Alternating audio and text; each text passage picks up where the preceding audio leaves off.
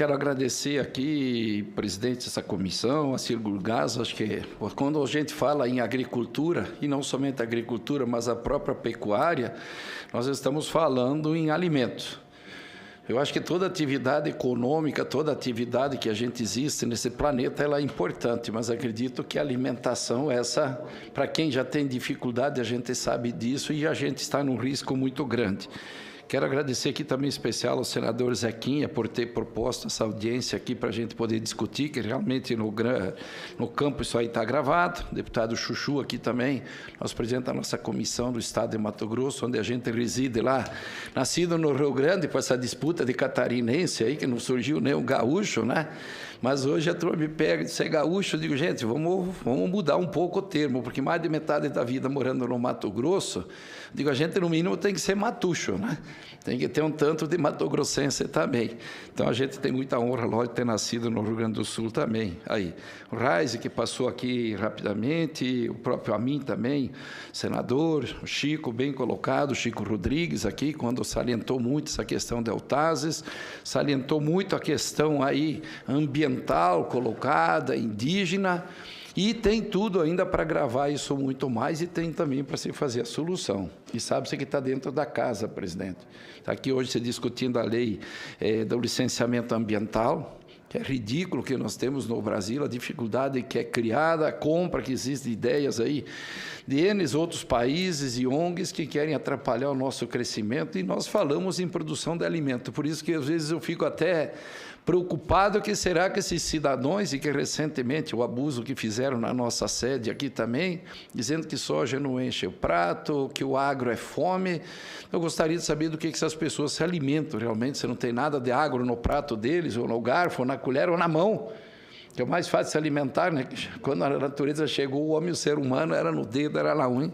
Então, o que é que você faz sem o agro? Então, nós temos aqui, sim, esse licenciamento ambiental, senador, a gente pede, aí em especial, só depende hoje do Senado, ir para a sanção também, dizer, presidencial. Outro tema também que vem tudo atrapalhar essa nossa extração, possível extração que nós temos, essas jazidas aí. Não vou dizer que a curto prazo consiga suprir a demanda nacional, porque nós temos muito a crescer. Muito potencial do Brasil hoje, principalmente nesses estados nossos, porque a briga, às vezes, eles falam tanto da Amazônia, mas dentro da Amazônia é legal, propriamente dito, fora do centro mesmo da Amazônia, como o seu estado Rondônia, a gente sabe lá que tem milhões de hectares que pode ser implementado para agricultura, consorciando na atividade com a pecuária, que é a própria integração, como o senador Chico colocou aqui, o próprio Roraima, Mato Grosso hoje, em áreas hoje já utilizadas para pecuária, nós temos condições de fazer hoje de 120, 130, até de repente 140% que já se produz. Estamos lá utilizando em torno de 11 milhões de hectares hoje, fazendo 2 safras em cima desses 11 milhões. Esse é o ciúme do mundo aí fora. Como você colocou, os 3 países que mais consomem os fertilizantes, com certeza, são os 3 países que mais produzem. Estados Unidos, China, a Índia e depois vem o Brasil como quarto produtor. Mas com potencial de você chegar nos Estados Unidos facilmente, só com as áreas que nós já temos hoje, utilizadas pela pecuária brasileira. Que a expansão que Mato Grosso tem condições de fazer, Rondônia, Roraima, o Pará praticamente hoje, o seu estado, aqui não explora nada praticamente agricultavelmente mecanizado, da própria soja, sabe que pela importância, o tamanho e a proximidade principalmente para tirar essa produção. Você veja o quanto está próximo de rios aí, hoje potencialmente navegáveis, hoje já utilizando Tapajós, Amazonas e outros tantos rios. Temos que terminar aquele trabalho, aquele Pedral do Lourenço também, ali do Rio Tocantins, aí, que abastece e ajuda muito até o próprio Nordeste de Mato Grosso, e assim se sucedendo. E esse marco temporal que, pelo amor de Deus, gente, se nós deixarmos isso passar, eu acho que tem que dar uma celeridade aqui no Senado, isso aqui está na casa, para definir exatamente que um país que nós temos praticamente o dobro de áreas indígenas do que é utilizado hoje para a produção agrícola, é impensável de você falar de você não sustentar um marco temporal desse. E principalmente sabendo, porque a gente está nessa briga grande, nessa luta, principalmente no Mato Grosso, onde a gente reside há tanto tempo, hoje representando o produtor de soja nacionalmente, os indígenas querendo utilizar parte dessas áreas deles para fazer a produção, para ter melhoramento de padrão de vida. que não tem sentido você ter reservas indígenas aí de 1 milhão, 2 milhões de hectares, 500 mil hectares, pedindo aumento de área indígena, se ele não pode utilizar essa área até para buscar a própria sobrevivência, melhoria do padrão de vida deles. Então, esse marco temporal aí a gente vê, dizer como também aí prioridade número 1 dentro da casa, e está os dois aqui, o licenciamento ambiental e esse marco temporal. A gente tem aqui listado alguns assuntos que já são corriqueiros do produtor rural brasileiro, em todo sentido. A gente deu uma pontuada, quero falar aqui rapidamente, nossa própria classificação de grão. Isso é uma vergonha o que acontece no Brasil, presidente Alcir, aonde você classifica um grão, por exemplo, de soja e de milho, que o grão de milho é triturado. Em sua grande maioria, ele é triturado. O grão de soja ele é esmagado. E você classificar um grão desses pelo aspecto físico da planta. Nós sabemos que se sofrer um problema climático por falta de umidade, esse grão fica, de certo modo, deformado, muda a coloração. E se sofrer com excesso de chuva, principalmente em nossos estados, Pará, Rondônia, principalmente também aqui o Pará, não tem aquela produção expressiva, mas acontecendo também no Paraná, Rio Grande do Sul, excesso de chuva, esse grão ele sofre uma deformação.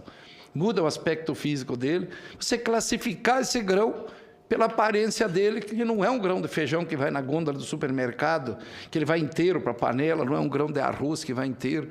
Isso é absurdo, é ridículo. Então, nós fizemos um trabalho muito sério dentro do Mato Grosso.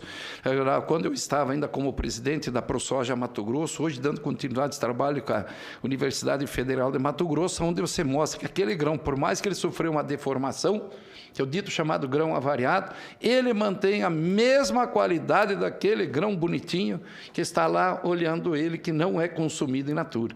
Se ele fosse consumido in natura, nós não íamos até discutir, mas a grande retirada de dentro desse grão é o óleo, que hoje tanto utilizado também para consumo humano, mas hoje para biodiesel, que está numa escassez hoje, se eu falar no mundo, todos os óleos, e a proteína, que ela é indispensável, a proteína vegetal, para você fazer dela a proteína animal. Para saber para os caras que invadiram a nossa casa, foram fazer aquela pichação, que o prato deles enche, sim. Com qualquer tipo de carne que vai para dentro do prato deles, para qualquer óleo que ele vai fazer uma fritura, um ovo que vai lá dentro, ele tem a soja lá dentro do prato deles. Para eles saberem, porque eu acho que não é nem falta de conhecimento, isso é falta de sem vergonhice demais fazer o que aconteceu lá sobre isso. Outro assunto preocupantíssimo, senador, e a gente já quer deixar um alerta aqui, até uma denúncia, para dizer a verdade, é um princípio ativo hoje que está se fazendo a falta, é a desconfiança nossa do próprio glifosato, que você falou muito do fertilizante, senador Zequinha, mas eu falo para ti que muito mais grave é o remédio da planta. Porque se tu for na farmácia, tiver um câncer, você sabe que vai ter um problema, você não achar que é remédio na farmácia, você vai morrer. E a nossa planta, por falta do remédio, que são os nossos herbicidas hoje, onde você inicia o plantio, a gente percebe claramente que já é uma pressão feita, porque são meia dúzia de empresas, quando a gente usa a expressão meia dúzia, que são as enormes, de pequenas é muito pouca, não consegue atuar nesse mercado, que nos vende o fertilizante, são meia dúzia que nos vende os defensivos, nossos remédios das plantas e dos animais, e são meia dúzia praticamente de grandes empresas e complexos multinacionais que nos compram a nossa produção, as chamadas trades, e fazem gato e sapato do produtor rural do jeito que ele queira. Do jeito que você possa pensar. E hoje trazendo uma molécula aí, que já foi banida, deixada de ser usada, uma molécula que tem mais de meio século que foi colocada, extremamente problemática, querendo colocar no mercado brasileiro, que já nos Estados Unidos teve até morte entre vizinhos, ações, milhares e milhares de ações de indenização, que é o dito chamado de Dicamba, que está dentro desse material, o Extend, hoje propagado pela Bayer, aos 4 contas como a solução de produção. Isso vai trazer uma gravidade tão grande para dentro do Brasil, um país onde nós sabemos que o nosso período de produção, nós temos temperaturas aí em média de 35, 40 graus, não tem como alguém dizer, o Rio Grande do Sul não é mais frio que Mato Grosso, não, nesse período de chuva, Paraná é quente, todos os estados é quente, e uma molécula que é considerada, dizer que ela é recomendada um uso único, exclusivo, abaixo de 29 graus, dizer de temperatura, podendo ter inversão térmica, é um produto que ela tem uma volatilização tão grande, que até 72 horas depois ela pode desprender da onde aquela molécula assentou, essa água assentou, ela secar, sair para o ar e fazendo danos em tudo que é vegetação de folha larga. As nossas fruteiras estão aí condenadas, de repente, por um produto desse que querem colocar no mercado. Nossas hortaliças vão ter problema. Nossas sojas hoje que tem mercado aí, dizer, nichos de mercado da soja convencional, onde você não pode ter nada de transgenia dentro desses materiais, nós vamos perder tudo. Em função do quê? De uma empresa colocar uma molécula dessa, são duas empresas, na verdade, que tem no mercado hoje, e a gente nota flagrantemente que a falta do glifosato é para forçar a entrada, como foi feito com as outras tecnologias deles no mercado. Como aconteceu com o próprio RR, que eu acredito foi a revolução, mas quando da entrada do Intacta, hoje da resistência de pragas, já não foi mais aquela solução que a gente esperava, e hoje com essa mercadoria aqui, com essa molécula de camba, que ela já vem misturada junto com o glifosato. Isso nada mais é do que essa falta de glifosato para você começar a forçar, porque ela está indo para o campo comercialmente nessa safra. Então, eu quero deixar registrado aqui como denúncia, que isso vai trazer morte no campo entre produtores, de um atingir a lavoura do outro, pela deriva que existe nessa molécula aqui, chamada de camba, e principalmente pela volatilidade. Qualquer inversão térmica que possa acontecer, você pode pegar uma temperatura de 25 graus para aplicar, mas até 72 horas, ela tiver uma inversão térmica, for a 35, 40 graus, ela pode se desprender da onde ela está, aquela molécula, é só consumida depois disso, e sair para o ar aonde o vento levar ela e ela sentar, vai dar danos a qualquer atividade que tenha folha larga, que a gente propriamente diz, pareira, qualquer tipo de fruta e próprias hortaliças, de um modo geral. Então, eu quero deixar registrado aqui na casa, isso é gravíssimo o que está acontecendo. Por força do império financeiro, eles conseguem colocar qualquer coisa no mercado e essa é a molécula que vai trazer transtorno, briga, guerra entre os produtores rurais. Essa regulamentação também de semente, nós temos uma briga muito grande, porque as sementes são de quem também, senador? A grande maioria são dessas mesmas empresas que vendem os defensivos. Mesma coisa. Hoje, você aceitar uma soja no campo com até 80% de germinação, é um absurdo. Não ter vigor, a exigência de vigor, foi uma luta árdua nossa, das AproSojas, outras entidades, onde a gente conseguiu instituir também o vigor, agora obrigatório do vigor. Mas aí está se demorando muito para fazer a regulamentação. Subir, vamos dizer, no mínimo para 90% a garantia de sementes que germina, com os 90%, 80%, 90% de vigor nessa planta. Porque quando vocês olham uma lavoura, quem mais ou menos conhece, você tem um pé de soja bonito, você tem um pé de soja miúdo, pequeno no meio. Aquela semente que germinou, aquele pé de soja ou aquele pé de milho, qualquer outra cultura, foi uma semente que tem germinação, potencial de germinar, mas não tem vigor, não tem força. É igual pegar uma pessoa que está mais robusta, outro mais esquelético, dizer, é o tal do vigor que você tem dentro da semente. Então, nós temos que buscar essa regulamentação com urgência. E para piorar um pouco, senador, para poder cobrar os royalties dessas tecnologias, que hoje está surgindo de outras empresas, criar uma joint venture de todas as megas empresas, são 5 megas empresas maiores do mundo, não vou citar nome, entraram no CAD pedindo para se fazer uma joint venture para eles cobrarem dentro do mesmo sistema que nós já vemos contestando há anos com ações judiciais, a forma com que é cobrado esses royalties, o CAD simplesmente aceita, não analisou nada do que nós colocamos lá, para o soja colocou lá, falando que isso aqui nada mais é do que um cartel formado com o aval do CAD hoje, para poder cobrar do produtor rural esses royalties, com ou sem benefício, porque a grande parte hoje já, do que está no mercado de camba, muitos milhos, materiais que estão aí, hoje a biotecnologia colocada em cima já não segura mais, principalmente a lagarta do cartucho do milho, lagartas hoje na soja, mas continua sendo cobrado do produtor. E agora formaram um cartel, para dizer, das 5 maiores empresas mundiais, multinacionais, com o aval do CAD, tendo que nós, da AproSoja, levar o assunto para a justiça, para questionar na justiça essa independência aí que não foi dada, e sim a união dessas empresas para cobrarem aí, dizer, do produtor rural essa situação. Sem contar depois dos próprios contratos de vendas futuras. Hoje, por exemplo, nós compramos nosso fertilizante e não nos entrega, o que é que nos dão na mão, Chuchu? Um pedidozinho dizendo, fulano comprou tanto, lá disso, valor tal, vencimento para você pagar, mas não tem nem vencimento para entrega nos pedidos deles. E assim vai no defensivo agrícola e assim vai para todo lado. Só que se eu for pedir esse defensivo agrícola, esse fertilizante lá fiado, no popularmente dizer, com prazo para pagar, Os caras vêm com catatal de montoeira de papel escrito lá dentro, você está penhorando a mulher, os filhos e tudo que você tem. E nós, quando vamos comprar, é um papelzinho simples escrito lá, assinado e boa. E quando nós vamos vender a nossa produção, quando é antecipada, é o mesmo camalhaço de papel, com 1001 regras.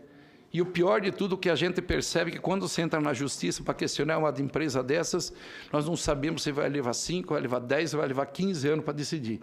E quando é contra o produtor rural, 99% sai no dia uma liminar para tomar o produto do produtor ou tomar alguma coisa do produtor. Então, é uma discrepância muito grande, uma perseguição muito grande que a gente tem no campo. E nós falamos aqui principalmente do pequeno e do médio produtor rural, que muita coisa acontecendo. A própria semente salva hoje, que são itens aí que nós brigamos muito, por exemplo, os remineralizadores que foi colocado aqui. Ó.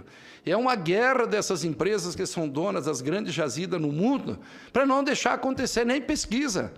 Briga interna da Embrapa, uns dizendo que funciona, outros dizendo que não funciona, não conseguem se entenderem. A própria produção de bioinsumos, estamos aqui com a PL 528 na Câmara Federal, essas megas empresas totalmente contra que o produtor se produza a nível da propriedade para ele, para consumo próprio. O bioinsumo, que isso é a coisa mais simples do mundo de você fazer. Combina coisa. O enfrentamento dessas megas multinacionais, com o lobby que eles têm dentro aqui do Congresso Nacional, onde nós podemos pegar hoje, por exemplo, o campo, nós reduzimos enquanto já uso hoje de inseticidas químicos, fungicidas químicos, para você poder fazer a produção. E eles fazendo de tudo para proibir que o produtor faça a nível de fazenda, onde você possa vir economizar e ter um alimento mais barato, com certeza absoluta, para acesso do próprio consumidor. E isso acontece com a própria semente salva. A guerra que vocês devem ter acompanhado, visto, o enfrentamento que eu tive que fazer no próprio Mato Grosso, em Ministério Público, tudo, dizendo que nós queremos acabar com a soja brasileira, mudar essa calendarização, que ela nada mais veio para você favorecer o obtentor e o multiplicador das sementes, porque você não deixa você usar o melhor período do produtor poder fazer a nível de Brasil. A sua própria semente, que é aquela que você quer plantar na tua área, que você faz o pedido, seguido vem a empresa dizer que aquela semente ele não tem mais, aquela semente deu problema no campo. Aí o produtor pode fazer ela. A qualidade da semente, como já falei, muito baixa ainda, números de 10%, 15% ainda de semente, até abaixo do padrão mínimo, que já é 80%. Então, a gente tem esses enfrentamentos e todas são donas desses megas impérios aí que a gente vê a nível mundial, que são as multinacionais que estão aí. Então, estamos numa guerra grande para a gente tentar ver se sai fora, usar esses remineralizadores, o bioinsumo para você poder produzir na propriedade e ter o direito e a garantia de você fazer no melhor momento a tua semente para você poder garantir a produção, garantir o alimento, porque ninguém nos garante e está aqui a prova hoje.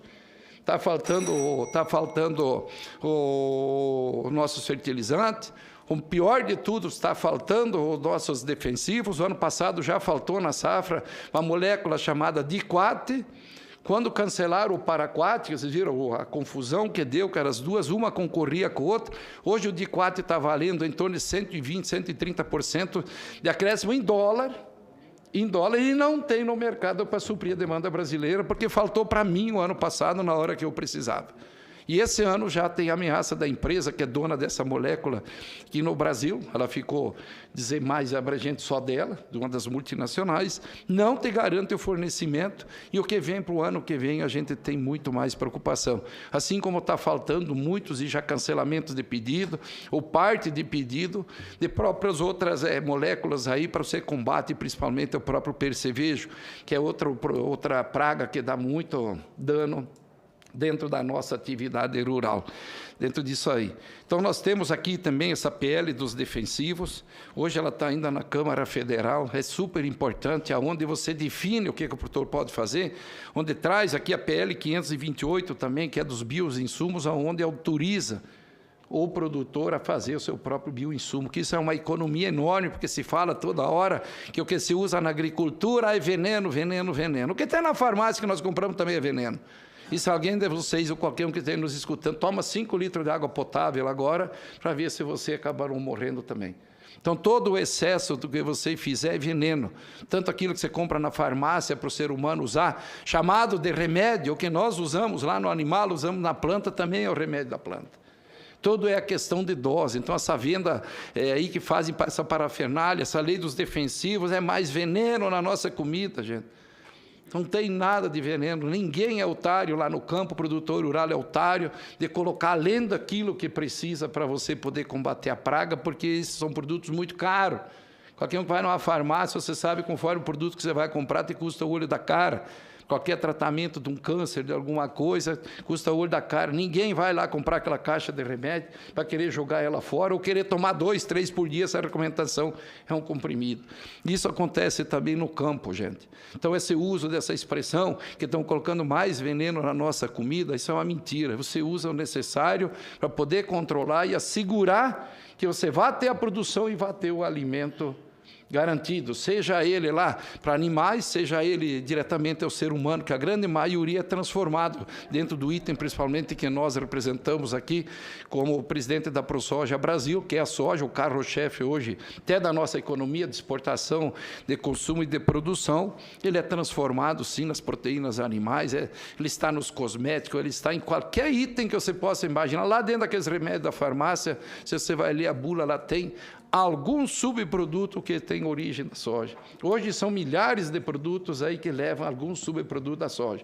O principal, logicamente, é o óleo de soja, o óleo aquele que você consome no dia a dia, a dona de casa. Tem o óleo de soja que vai hoje para os biocombustíveis e principalmente a proteína vegetal, onde você utiliza aí, principalmente para tratamento de animais ou peixes ou coisa nesse sentido. Queria aqui também deixar para o nosso embaixador Giacomelli que esse problema é realmente do fertilizante, a gente tem acompanhado a questão da própria Bielorrússia, que eu acredito que deve-se ter aí um comitê internacional que tem que se tratar diferente essa questão de embargos econômicos aí de país, ou por A, ou por B, ou por C, porque eu não gostei da cara lá, como foi citado aqui pelo Esperidião Amin, a questão do Irã, a gente sabe de vários problemas, mas quando se trata de produtos necessários para a produção do alimento, que sabe que esse é indispensável para todo mundo e no mundo inteiro, que não haja boicote em cima de produtos aonde você dependa dele para você poder fazer a produção dos alimentos. Então, acredito que uma comissão internacional, eu acho que possa ver essa situação. A gente sabe lá da Bielorrússia, hoje fornecedora, como colocado aqui pelo Ministério de Minas e Energia, 18%, fala-se aí em 20%, de todo o KCl usado no Brasil tem origem da Bielorrússia.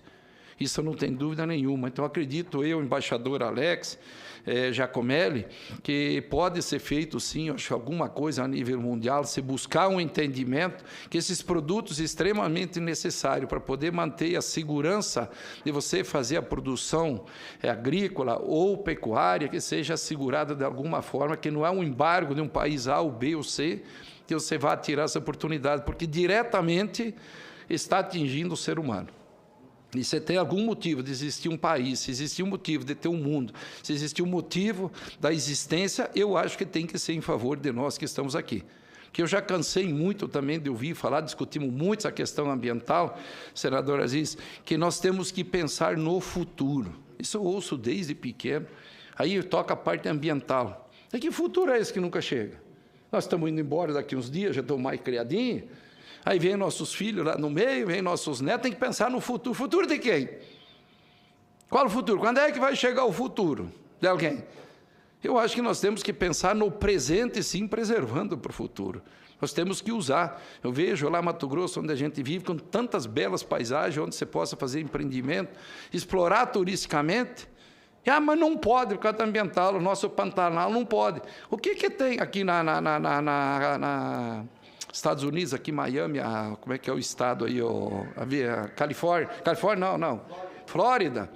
Se você fosse depender de meio ambiente, não podia ter montado nada lá dentro, porque tem muito mais água que o nosso Pantanal o ano inteiro. Então, você tem que achar a forma, e esse ambiental ele tem que saber disso, que você tem que fazer investimento para aquelas famílias que estão lá, para aqueles munícipes que estão naquelas regiões mais paupérrimas, que eles tenham uma chance de ter uma economia lá dentro. que eu acho que foi muito infeliz o nosso governador passado lá, querendo comparar Sorriso, a cidade do chuchu, com o próprio Poconé lá, que fica na boca do Pantanal.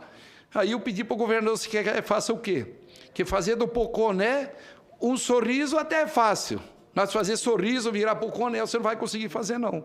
Então você tem que dar oportunidade, criar lá dentro e esbarra tudo nesse ambiental. O que se adapta a Poconé para poder desenvolver a economia do município, ou outros tantos municípios. Estou citando porque o nosso ex-governador falou isso, que não pode, que Sorriso tinha tudo que tinha, lá em Poconé não tem nada. Aí você vai fazer uma de Dom Quixote não, como é que é o... que tirava do Robin Hood? Isso não existe, gente. Isso não existe. Então, nós vamos tirar de todo mundo que mora em Sorriso, porque é uma cidade pujante, cresce, e vamos levar lá e não vamos fazer as pessoas de lá trabalhar e produzir, achar uma fórmula. Então, o que eu quero deixar aqui, agradecer essa oportunidade, sim, é muito assunto aí que a gente relatou, como coloquei, 8% para a produção agrícola, mais ou menos 20% para a produção pecuária, são aí praticamente 2/3 do nosso território brasileiro preservado no seu estado natural do que ele...